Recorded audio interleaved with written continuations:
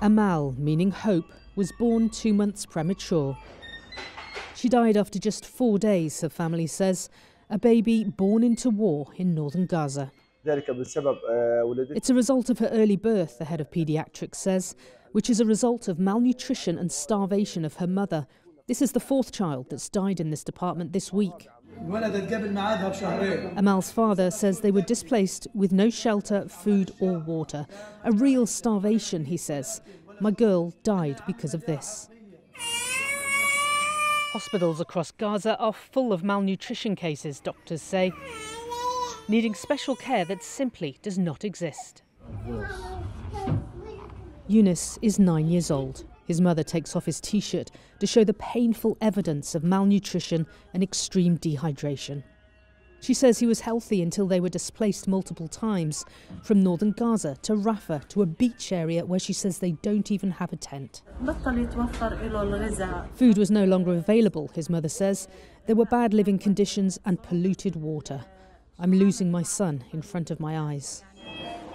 More than 50,000 children require treatment for acute malnutrition, according to the UN Agency for Palestinian Refugees, UNRWA.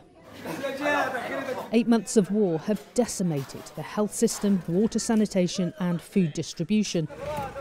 Clean water has become a luxury many struggle to access. The IDF says there is enough aid in Gaza, but distribution is the problem. It's not just about getting it in, and there's far too little coming in. That's why we have an unprecedented nutrition crisis for the youngest children in Gaza. It's about a safe place, an enabling way to deliver that aid.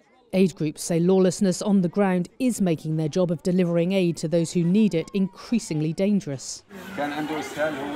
Dr. Sharif Matar says he's seen around 120 children on this one day at the Al-Aqsa Martyrs Hospital.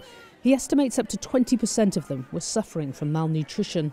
Diarrhoea, inflammation, infections are prevalent, he says, caused by lack of sanitation or clean water. This boy's 1.5, he says. He weighs less than 6 kilograms. There's no subcutaneous fat. His body is effectively eating itself. The United Nations has already warned 1 million Palestinians will be at risk of starvation and death by mid-July. That is just weeks away. As with everything in this war, it is the young who bear the brunt. Paula Hancock's CNN, Jerusalem.